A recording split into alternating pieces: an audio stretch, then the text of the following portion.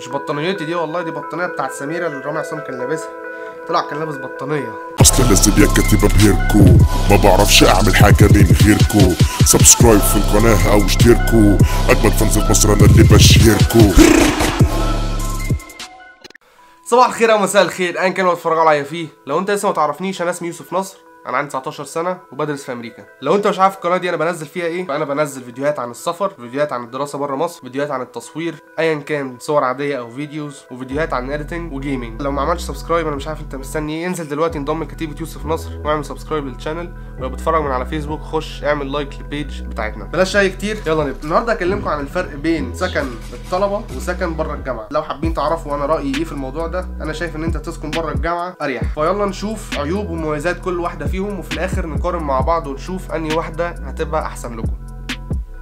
يلا نبدا. خلينا نبتدي بسكن الجامعه الاول. اول سبب يخليك تسكن في الجامعه هو انها سيف اكتر او امان اكتر، عشان بيبقى فيه مشرفين في كل دور، والموضوع ده امن بكتير من ان انت تبقى قاعد في شقه لوحدك ومش عارف مين داخل ومين طالع. فهو في سكن الطلبه احسن. تاني نقطه هنتكلم فيها هي ان هي قريبه جدا لمحاضراتك. انا كنت بصحى قبل المحاضره بتلت ساعه، اغسل سناني والبس وانزل 5 دقايق بالظبط اكون في المحاضره او في مبنى المحاضره، لان انا ببقى ساكن تقريبا 3 أو 4 دقايق مشي من المكان اللي انا محاضرتي فيه. الموضوع ده كان بيوفر وقت وبيخليني انام اكتر، ولو نمت متاخر انا ببقى عارف ان انا هصحى في الوقت ده هنزل هوصل، مش لازم ولا اخد باص ولا لازم اركب حاجه. الموضوع كان اسهل بكتير. تالت نقطه نتكلم فيها هي ان انت هتكون ليك لازمه شويه في الجامعه. لو في اي ايفنت، لو في اي حفله في الجامعه او في كامبس الجامعه نفسها، انت بتبقى عارف عنه، ومعظم الوقت هو بيكون 10 دقايق مثلا منك، فانت بتنزل بتحضر، وهتلاقي برضو الناس اللي في المبنى عندك بيروحوا، فالموضوع لذيذ جدا وكل حاجه قريبه منك، فانت هتبقى يعني انفولفد اكتر في الجامعه. رابع حاجه المام،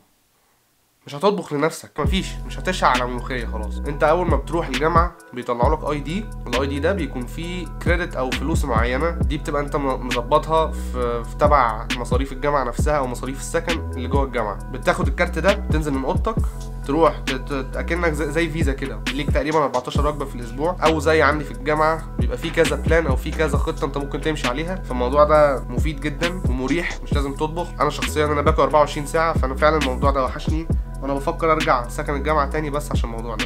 خامس حاجه، الجامعه بتوفر لكم حاجات تعملوها في وقتكم وانتوا فاضيين. مثلا انا عندي في الجامعه كان في ترابيزات بلياردو، لما بزهق بنزل بلاقي كل المبنى عمال يلعب بلياردو. اللي كان بيلعب معايا يا زميلي كان بيتأندر.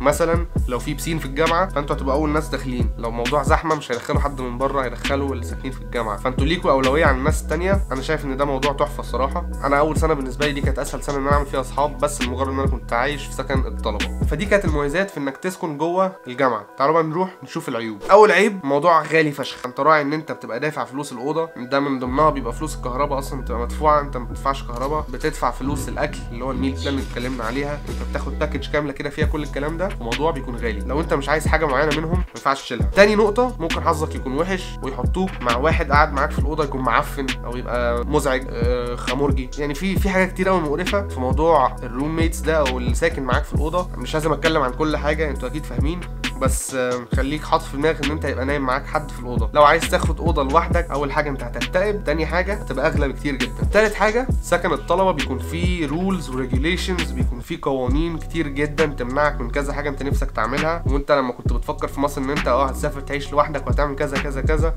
كل الحاجات دي مش هتعرف تعملها بسبب القوانين اللي بتمنعك من كده. رابع حاجه، انت مالكش حمام بتاعك. لو ليك الحمام بتاعك فدي هتكون حاله نادره جدا، واكيد 100% هيكون الموضوع اغلى من اي اوضه تانية. انت بتدخل بيبقى الدور كله تقريبا بيشارك حمام او سويت، مثلا 4 أو 5 اوض بيشاركوا حمام واحد، ده بيبقى فيه مثلا 2 أو 3 شاورز مش بانيو. الحمام لو في حد موجود لازم تروح اخر الدور او تنزل لتحت او فوقك، يعني وجع دماغ الصراحه. انا بالنسبه لي الموضوع ده كان من الاسباب الرئيسيه اللي مشيتني من سكن الطلبه. خامس حاجه، لو انت فاكر ان انت في الصيف هتقعد عندك في الدور او في سكن الطلبه، انسى. انت هتطرد بره وهياخدوك فوق سطح الواد حماده. مبدئيا لو في اجازه والجامعه بتقفل فيها انت بتطرد. هتروح فين؟ هو الموضوع بالنسبه لهم عادي، لان هم الناس دي اللي ساكنه في سكن الطلبه بيبقوا اصلا من منطقه تانية. مثلا لو انا من المعادي وجامعتي في اسيوط، فانا هروح اعيش في اسيوط، لو اتطردت برجع المعادي. فانت بالنسبه لك انت ما عندكش حته تروحها غير اوتيل، فالموضوع بيبقى مكلف اكتر في الاجازات. ولو معكش فلوس فانت كده بقيت هوملس برضه فوق سطح الواد حماده. فدي كانت مميزات وعيوب سكن الطلبه. تعالوا بقى نروح نشوف سكن في شقه او في بيت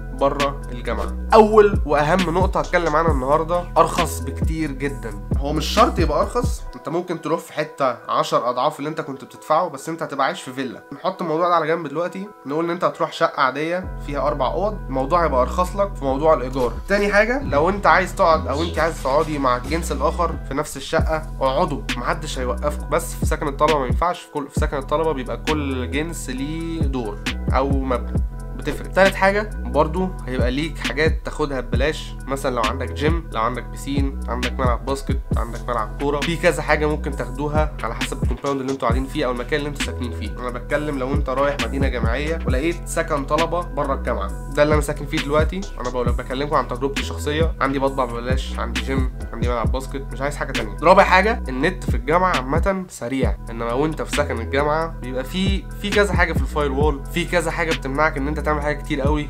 لو انت جيمر، في كذا حاجه مش هتعرف تعملها، النت تايب هيبقى مختلف. مش عايز ادخل في التفاصيل دي، بس انا بقول لك النت بره الجامعه احسن، معظم الوقت كمان بيكون اسرع. انا عندي هنا النت 90 ميجا، لو رحت الجامعه ممكن يكون نفس السرعه، بس مش هقدر اعمل نفس الحاجات اللي انا بعملها هنا. خامس حاجه، انت عندك اوضتك، مفيش حد بينام معاك في الاوضه، ولو انت عندك اوضتك فانت ممكن تعمل اي حاجه انت عايزها في اوضتك من غير ما حد يكلمك، عندك حريه يا زميلي. سادس حاجه، لو انت عندك اوضتك فانت معظم الوقت هيكون عندك الحمام بتاعك كمان، لو عايز تدخل تشخ في البانيو خش، محدش هيكلمك، انت عندك حمامك، بس مشكلته ان انت هتبقى لازم تنضفه بعدين، فما تشخش على الحيطه. سابع حاجه، لو انت بتروح حفلات كتير، الحفلات هتكون مختلفه شويه عن اللي انت متعود عنه في مصر. هنا بيعملوا حفلاتهم في البيت، الموضوع على فكره مسلي جدا، اتعرف على ناس كتير جدا. ممنوع تعمل حفلات في سكن الطلبه، فالناس اللي ساكنه بره بتعمل حفلات، وبتوع سكن الطلبه زي الكلاب بيروحوا يحفلوا عندهم. لو انت مش بتاع حفلات فكك من الموضوع ده. تامن حاجه، محدش هيطردك في الاجازات، انت مأجر شقه، الشقه بتاعتك، مفيش طرد في الاجازات. لو عايز تقعد في الصيف هتقعد في الصيف، المهم هتدفع الايجار. تعالوا بقى نشوف عيوب سكن بره الجامعه. اول عيب، ده موضوع مقرف صراحه، ان انت لازم محتاج توصيله. لو انت ما عندكش عربيه، لو انت ما عندكش عجله، الحمد لله زوبه معايا، لازم تاخد الباص. انا مش شايف مشكله فيه، بس هو يعني موضوع مقرف شويه. انت كنت بتتمشى للمحاضره في 5 دقايق، دلوقتي لازم تصحى قبلها بساعه عشان تلحق تلبس، وبعد كده تستنى الباص 10 دقايق عقبال ما يجي في المنطقه اللي انت ساكن فيها وياخدكوا على الجامعه. الموضوع مش مريح قوي يعني. تاني حاجه، بره الجامعه انت بتدفع كهربتك، لو بتستخدم ميه كتير بتدفع ميه برضه، غاز هتدفع غاز، بتدفع كل حاجه انت بتستخدمها، مش زي سكن الطلبه. سكن الطلبه انت ممكن تسيب الميه مفتوحه ومحدش هيكلمك، هي الفكره بس ساعتها ان انت تبقى حيوان عشان تخلص الميه، بس دي مش مشكلتي انا. تالت حاجه، ما تبقاش متمكن قوي من ان انت تنزل او تحضر حفلات او ايفنتات في الجامعه زي ما كنت عايش في سكن الطلبه، مش هتسمع عن الموضوع بسهوله، الموضوع مش هيبقى تحت بيتك. تاني حاجه، لو موضوع سمعت عنه ف 99% من الوقت هتكسل تروح. تالت حاجه، في حاجات بيعملوها اللي بتوع سكن الطلبه بس. رابع حاجه، لازم تطبخ لنفسك. لو معاك فلوس اطلب دليفري كل يوم، بس انت كده هتضيع فلوسك كلها على اكل، فانا ما رجحش الموضوع ده. اتعلم الطبيخ. لو انت بنت وبتعرفي تطبخي تعالي عيشي معايا، انا بحب اكل محشي وملوخيه وورق عنب. خامس حاجه، يعني اكيد فكرتوا في الموضوع ده، انت عايش في شقه لوحدك، عندك كام سنه؟ 18 19 20 سنه، احمي نفسك بقى يا زميلي. لو قاعد في حته متسوله شويه ارجع مصر احسن لك، مش زي ما كنت في سكن الطلبه وانت جوه الجامعه وفي امن وبتاع. فزي ما انتوا شايفين سكن الطلبه في 5 حاجات كويسه، 5 حاجات وحشه، يعني 0 سكور. لو تسكن بره الجامعه فانت زي ما انتوا شايفين في 8 مميزات و5 عيوب، بس كل الكلام ده من وجهه نظري انا، فلو مش مقتنعين باللي انا بقوله اعملوا ديسلايك. الموضوع كمان بيختلف من جامعه للتانيه، فانتوا اكيد دلوقتي عارفين هتقعدوا فين. في جامعات هتخليكوا تقعد في الجامعه، وجامعات هتقول لك لو عايز تغور. فده كان الفرق بين انك تعيش في سكن الطلبه والفرق بين انك تعيش بره الجامعه. وزي ما قلت لكم في كل فيديو هعمل حته صغيره كده في الاخر Q&A. انا في كل Q&A هجاوب على ماكسيموم 5 اسئله، لان في اسئله كتير بتتكرر وساعات الموضوع بيطول قوي، بيبقى غلس. لو الموضوع طول قوي انا ممكن اعمل له فيديو مخصوص. بس يلا بقى يا زميلي ايه، نجاوب على الاسئله اللي انتوا سالتوها لي. اول سؤال في Q&A النهارده، علي صبحي بيقول لي ايه احلى واوحش حاجه في انك سافرت بره مصر؟ احلى حاجه في ان انا سافرت بره مصر هي ان انا اتعلمت لغات جديده، ان انا فتحت دماغي لحاجات تانية ما كنتش عمري في حياتي افكر ان انا اجربها، اتعلمت مهارات وحاجات جديده هتفيدني انا كبني ادم في المستقبل ودلوقتي. يعني انا شايف ان انا لو ما كنتش سافرت وكنتش هتعلم اي حاجه من الحاجات دي كنت هفضل زي ما انا مش شايف ان حياتي كانت وحشه قبل كده، بس انا شايف ان حياتي دلوقتي بقت احسن. اوحش حاجه في ان انا سافرت، السؤال ده اتسال قبل كده، الغربه. انا وحشني الناس والاكل والخروجات والقهوه، كلهم شهرين وهبقى في مصر. كل الحاجات اللي وحشاني دي ان شاء الله هعملها تاني. ماشي، واضح ان هو كان سؤال وحيد على يوتيوب. تعالوا نروح نشوف اسئله صراحه. في سؤال بيقول لي يا زميلي اتكلم عن المصاريف بتاعه الجامعه والكيره. اتكلم عن مصاريف الجامعه والكيره. انا عارف انك ما بتحبش تتكلم عن الفلوس، بس عشان الكتيبه من عينيا اتكلم عن المصاريف، اتكلم عن هتحتاجوا فلوس قد ايه، هتحتاجوا تدفعوا فلوس في ايه، هتكلم عن كل الكلام ده في فيديو تاني. انا موضوع كلام فلوس ده مش ازمه بالنسبه لي، انا بس ما بحبش اتكلم فيه لسببين. اول سبب مش العين، تاني سبب ان انا مش عايز حد يقول لي انت بتدفع كل ده، لا مش هعمله. فانا مش عايز الناس تفكر ماديا، الفلوس مش كل حاجه. لو معاك فلوس سافر، معاكش فلوس اتعب عشان تجيب فلوس عشان تسافر. تاني سؤال بيقول لي ازاي انت قاعد مع البت اللي معاك لوحدكم؟ انت مال امك، مال امك انت. تالت سؤال، ممكن تعمل شرح ازاي تعمل صورة زي بتاعتك الارت؟ حاضر، هعمل شرح ازاي ترسمه. الموضوع مش صعب جدا، كل اللي انت بتعمله ان انت بتشف وشك. هشرح الموضوع ازاي تعمله، موضوع بسيط جدا. فلو انت لسه ما عملتش سبسكرايب انزل اعمل عشان تتفرج على الفيديو ده بعدين. في سؤال تاني بيقول لي why did you stop sharing سميرة with us؟ انا مش شايف سبب ان انا اطلعها نخليها تساعدني اشرح لكم ازاي تسافروا. انا قلت في الفيديو اللي فات هقلل اعمل فلوجز، ففي الفلوج الجاي هتشوفوا سميرة. انا ما قللتش ان انا اطلع سميرة في الفيديوهات، بس مش عارف هي جت كده سميرة فانا ما بطلتش اطلعها معايا ولا حاجه، هو مفيش بس فرصه ان انا اطلعها معايا فيه. وبكده نبقى خلصنا فقره الكيو&اي. بما انك كملت الفيديو للاخر معنى كده ان الفيديو عجبك، انضم لكتيبة يوسف نصر وانزل اعمل سبسكرايب ودوس على زر الجرس عشان يجي يقول لك الحق يوسف نصر نزل فيديو، وتيجي تعمل لايك تاني. لو بتتفرج علينا من على فيسبوك متنساش تعمل شير للفيديو ده وتخش تعمل لايك للبيج بتاعتنا. وعشان لازم اكتبها بيركو هشوفكم في الفيديو اللي جاي.